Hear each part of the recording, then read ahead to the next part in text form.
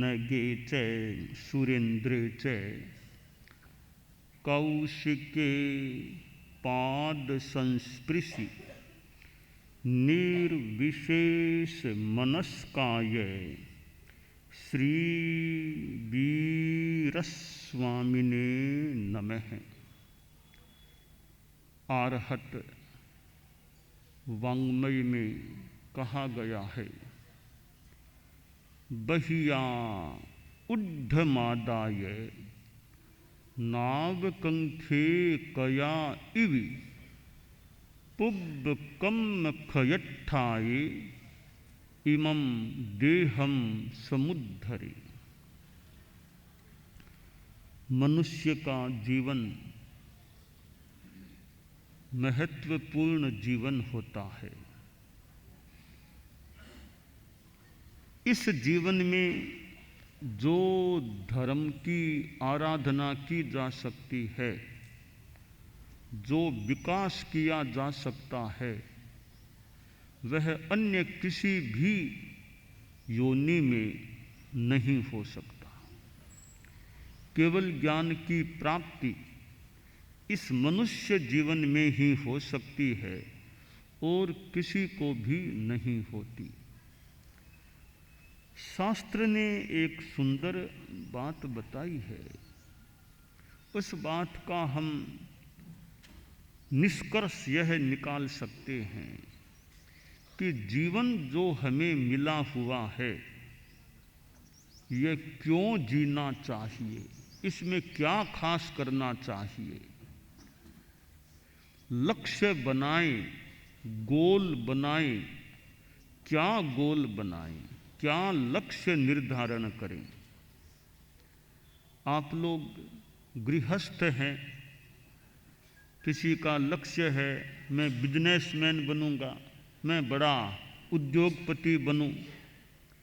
कोई सोच ले मैं कोई सिनेमा में उधर एक्टर बन जाऊं, कोई का वकील बनूंगा, कोई डॉक्टर बनूंगा, कोई जज बनूंगा। ऐसे लक्ष्य विद्यार्थियों में हो सकते हैं और वे उस अनुसार फिर उस विषय को चुनकर के उस विषय का अध्ययन करते हैं, वहाँ एडमिशन लेने का प्रयास करते हैं।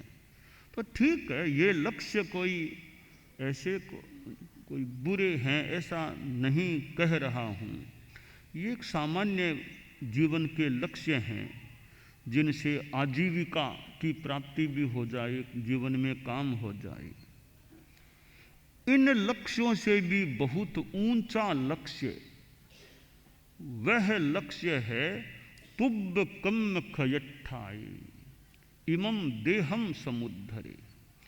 शास्त्रकार ने बताया है कि पूर्व कर्म का क्षय करने के लिए अब साधु है कि भोजन क्यों करता है, शरीर को क्यों टिकाए रखने का प्रयास करता है। भोजन के लिए गोचरी जाओ, लाओ, खाओ, पात्र साफ करो, ये काम भी करने होते हैं। पर शरीर को भोजन क्यों देना है? स्वाद के लिए नहीं, भोजन का आनंद लेने के लिए नहीं। कि पुब्बकम खयट्ठाये, पूर्व कर्मों का नाश करना है, यानी मोक्ष पाना है। तो संयम और तप की साधना करनी है और वह साधना करने के लिए शरीर को ठीक रखना अपेक्षित है। तो मोक्ष प्राप्ति के लिए जीवन जिए, साधना करें।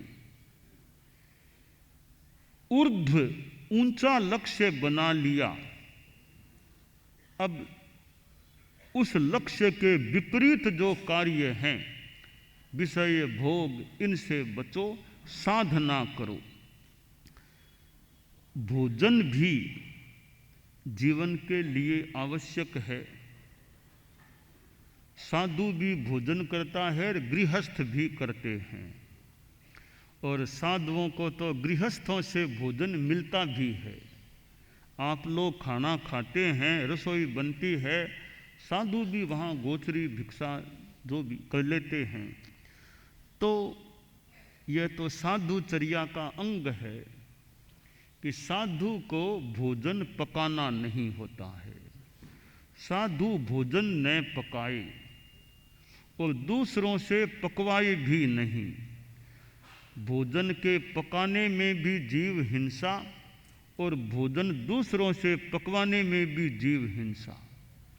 तो साधु तो भंवरे की तरह माधुकरी मधुकर भ्रमर की तरह जगह जगह घरों आदि में जाए और थोड़ा थोड़ा भोजन घरों आदि से ले करके अपना काम चलाए, ताकि साधु के लिए, साधु के भोजन के लिए अतिरिक्त हिंसा न हो। यह साधु के अहिंसा महाव्रत के पालन की दृष्टि से भिक्षा वृत्ति की, माधुकरी वृत्ति की विधि होती है। तो भोजन साधु भी लेते हैं, गृहस्थ भी लेते हैं। भोजन लेना हम सहायता के लिए, शरीर को ठीक रखने के लिए, शक्तिशाली रखने के लिए भोजन लेते हैं। परंतु भोजन लेने के पीछे स्वाद का उद्देश्य बन जाए, स्वाद, मुंह से स्वाद भी ले सकते हैं, मुंह से विवाद भी कर सकते हैं। स्वाद और विवाद दोनों काम ये मुंह से हो सकते हैं। भोजन में स्वाद ले के खाओ, आनंद ले के खाओ, यह साधना की दृष्टि से त्याज्य है। साधु को यूँ स्वाद ले लेकर नहीं खाना चाहिए। गृहस्थ भी साधक है, अपना स्वाद नहीं है तो शरीर के लिए खाना है। तो स्वाद की वृत्ति न रहे तो मुंह में स्वाद भी लेने का, वो आनंद लेने का लक्ष्य न रहे। यह तो विषय भोग है, इनमें आनंद नहीं। और मुंह से विवाद भी नहीं करना। हाँ, अच्छी तर्क चर्चा करो, दुर्भावना से, दुराग्रह के द्वारा फालतू विवाद नहीं, वाद करो, संवाद करो, संवाद कर लो, तो दुर्भावना वाला विवाद मत करो। कई बार वो पहले वाद विवाद प्रतियोगिता होती, वाद विवाद प्रतियोगिता, तो वो वाद विवाद प्रतियोगिता वो ज्ञान बढ़ाने के लिए हो, वो तो ठीक है। तो लड़ाई झगड़ा करने के लिए, जिसमें लड़ाई झगड़ा हो और दुर्भावना हो कि सामने वाले की बात मुझे सही लग रही है, आपकी बात मुझे सही लग रही है, फिर भी मैं प्रयास करता हूँ आपकी बात का खंडन करने का, ऐसा विवाद, ऐसा कार्य नहीं करना चाहिए। फालतू विवाद क्यों करें? यानी आपकी बात सही मुझे लग रही है, या तो मैं उसको स्वीकार करूं भी, ठीक है आपकी बात सही है, मुझे मंजूर है। अगर बाई चांस मैं मंजूर कहने में मुझे कठिनाई है कि भी बात इनकी है तो सही, पर मैं मंजूर नहीं कर सकता, तो मंजूर मैं नहीं कर सकूं तो कम से कम मौन हो जाऊं भी, अब बोलूं नहीं। बोल करके आपकी बात को खंडित करने का, गलत सिद्ध करने का प्रयास, जबकि मैं सही मान रहा हूं आपकी बात को, फिर मैं प्रयास क्यों करूं बोल करके आपकी बात को गलत सिद्ध करने का। तो इस रूप में विवाद मुंह से नहीं करना चाहिए। सामने वाले की बात मंजूर करो तो ठीक, सही बात को मंजूर नहीं करना है तो बात को संपन्न कर दो मधुरता से भी, अब इतनी बात करना है और मैं अब कुछ इस विषय में बात नहीं करना चाहता, ठीक है, कोई दिक्कत नहीं, पर विवाद नहीं करना चाहिए। सही बात को गलत ठहराने का प्रयास हमें नहीं करना चाहिए।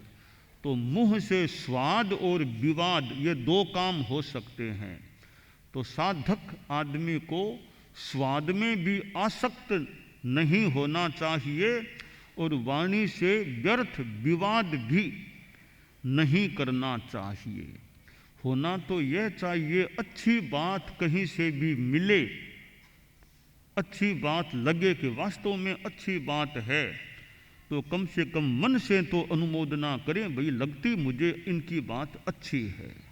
बोल करके तो अनुमोदना कर सकें कि न कर सकें, क्योंकि अपनी परंपरा और भी होती है, तो बोल करके समर्थन करना उचित नहीं लगे तो मन में माली बात इनकी लगती अच्छी है, हम स्वीकार करें न करें वो हमारी अपनी व्यवस्था हो सकती है। तो स्वाद और विवाद, इनसे साधक आदमी को बचना चाहिए।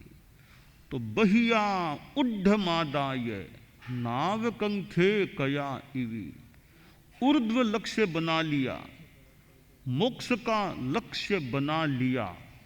अब ये बाहर की चीजें हैं, इंद्रिय जगत की चीजें हैं, विषय वासनाएं हैं, इनके आकर्षण में न जाना, आसक्तिपूर्ण इनके भोग का चिंतन भी नहीं करना, इच्छा नहीं करना।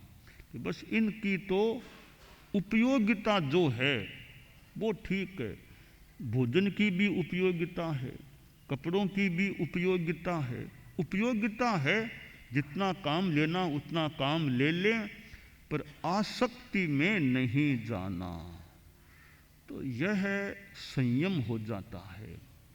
तो मोक्ष परम लक्ष्य है इस जीवन का, क्योंकि इस जीवन में जो साधना ऊंची की जा सकती है, देव गति में आसाधना न हो देव जगत की, देव गति में कहते हैं कि वो ऊंची साधना नहीं हो सकती, मनुष्य जीवन में हो सकती है।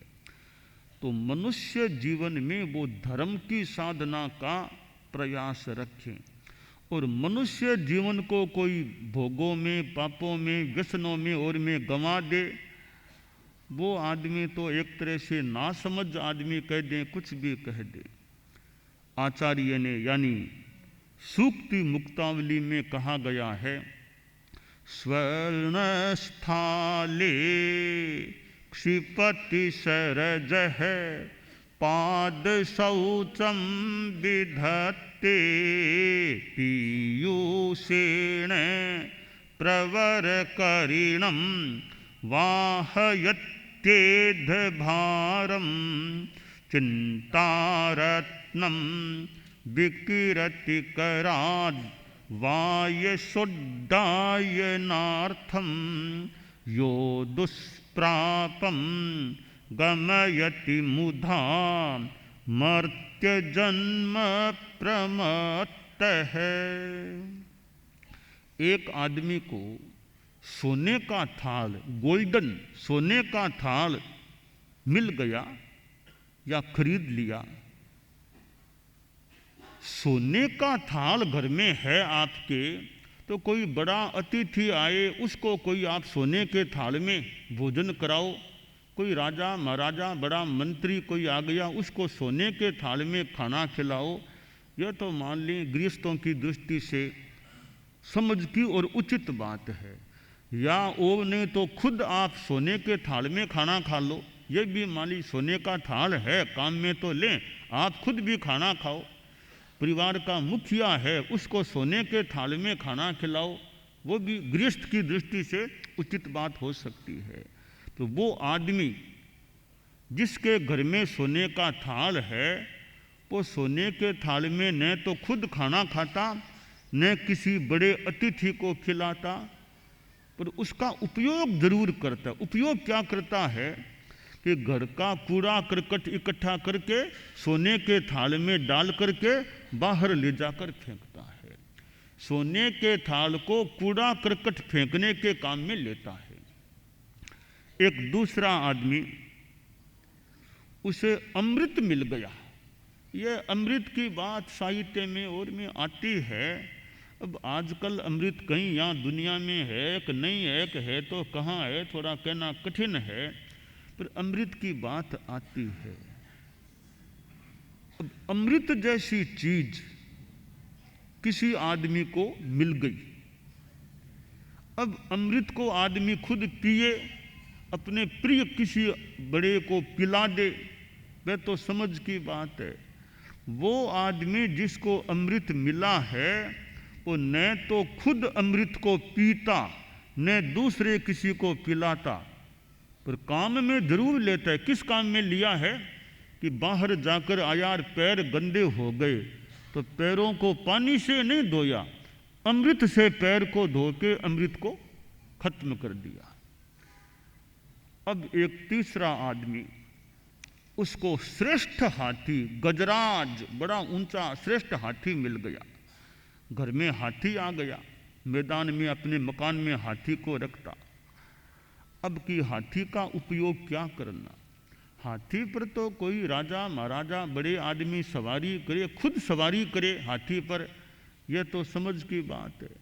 अब वो न सवारी खुद करता न दूसरों को कराता, लकड़ियों का भार लाना ले जाना वो हाथी पर लाता है, हाथी पर ले जाता है, हाथी का ये उपयोग करता है। और एक चौथा आदमी, उसको चिंतामणि रत्न मिल गया। ये चिंतामणि रत्न भी आजकल तो पता नहीं कहीं है क्या नहीं है, नाम आता है चिंतामणि का, हम तो कहते हैं भी हमारा तो धर्मसंघ ही चिंतामणि रत्न है कि आयो चिंतामणि की हैं, हाँ, आयो चिंतामणि कर में स्वाम गण पायो, ये भिक्षु स्वामी का गण मिल गया, ये भी का चिंतामणि रत्न है। खैर यानी वो यूँ कह दें ये साधु की संन्यास की साधना, साधुपना चिंतामणि रत्न है। साधुपना, इससे बड़ा कोई रत्न क्या पता है कि नहीं दुनिया में, साधुत्व बड़ा रत्न है। तो भाग्य योग भिक्षु गण पायो, आयो चिंतामणि कर में, पर ये साधुपना एकदम चिंतामणि रत्न है। तो ये उपमा और में बात आती है, तो किसी को चिंतामणि रत्न मिल गया, उससे जो चाहे वो मान लो आदमी इच्छाएं पूरी कर ले, चिंतित को पूरा कर ले मान लो, परंतु वो यह नहीं करता। वो लेटा था पलंक पर, खटिया पर, कोई कौवा आ गया, कौवा क्राउं क्राउं काम करने लग गया, थोड़ा गुस्सा आया, वो चिंतामणि रत्न पास में था, उसको लेकर फेंका। कौवा चिंतामणि रत्न को मुंह में लेकर उड़ गया, तो चिंतामणि रत्न को कौवा उड़ाने में फेंक दिया। अब हम ध्यान दें, ये चार आदमी कैसे हैं? सोने के थाल में तो कूड़ा करकट डालकर फेंकना, अमृत से गंदे पांव धोना, हाथी पर लकड़ियों का भारा ढोना, और चिंतामणि रत्न को कौवे को उड़ाने के लिए फेंक देना। ये चारों आदमी एक प्रकार से अबुद्धि है, नासमझ हैं। कि जैसे ये लोग नासमझ हैं, आचार्य ने कहा यो दुष्प्रापम गमयति मुधा मर्त्य जन्म प्रमत्त है। जो प्रमादी आदमी इस दुर्लभ मनुष्य जीवन को गंवा देता है, वो भी इसी इन चार आदमियों की तरह वो भी नासमझ है। तो मानव जीवन को व्यर्थ गंवाता है, प्रमाद में गंवाता है, पापों में, भोगों में, नशे आदि आदि में, दुर्व्यसनों में गंवाता है, वो भी असमझ वाला आदमी है या मूढ़ आदमी है। तो यह मानव जीवन हमें प्राप्त हुआ है, इसका हम धर्म की दृष्टि से, अध्यात्म की दृष्टि से बढ़िया उपयोग करें। आप लोग गृहस्थ हैं, साधु मान लो सब न भी बन सकें, तो गृहस्थ जीवन में रहते हुए भी जितना धर्म आप कर सकते हैं, गारहस्थ्य को भी मान लो चलाना है, वो ड्यूटी भी मान लो निभानी है, तो उसके अलावा भी जो धर्म कर सकें, त्याग, संयम, साधना, वो करने का लक्ष्य रखें। ऐसा करने से हम मोक्ष की दिशा में आगे बढ़ सकते हैं।